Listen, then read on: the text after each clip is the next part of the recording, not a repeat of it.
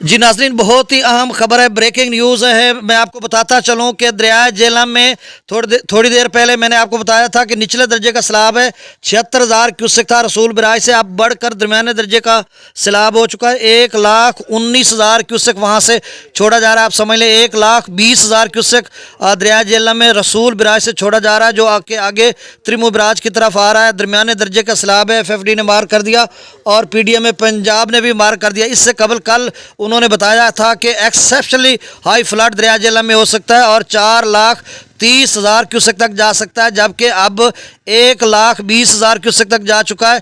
आप सब जो झेलम के नाज़रीन हैं, दोस्त अहबाब हैं, वो इस हवाले से एहतियात करें। और जो त्रिमु बराज से अगले दोस्त हैं उनके लिए भी एक अगर 1,20,000 ही है, बल्कि इससे कहीं ऊपर जाने का इम्कान है, क्योंकि तेज़ी से उसका लेवल बढ़ रहा है। हो सकता है अगले 2-3 घंटों में 2 लाख पे पहुँच जाए या 2.5 लाख पे पहुँच जाए। तो आप समझ लें कि अगले जितने दोस्त अहबाब हैं महफूज मकामात पर मुंतकिल हो जाएँ। अपनी फसलात अगर तिल्ली की है तो उसको काट लें, कपास जो भी आपके मामलात हैं ज़ेर तरतीब हैं वो दे लें। अगर त्रिमु बराज से अगले जो दोस्त हैं कबीर वाला, जंग, शोरकोट, ये वो, तो आप भी समझ लें कि 30-40,000 क्यूसेक बीच में ज़ाय हो जाएगा। अगर 1,20,000 ही रहता है, ज़्यादा नहीं बढ़ता, तो भी 80,000 डाउन स्ट्रीम पे त्रिमु बराज बनेगा, जो कि खासा पानी है। तो अब मैं फिर अगली अपडेट के साथ फिर हाजिर होता हूँ। दरिया सवां भी बिफरा हुआ है जो कि सिंध में जा रहा है।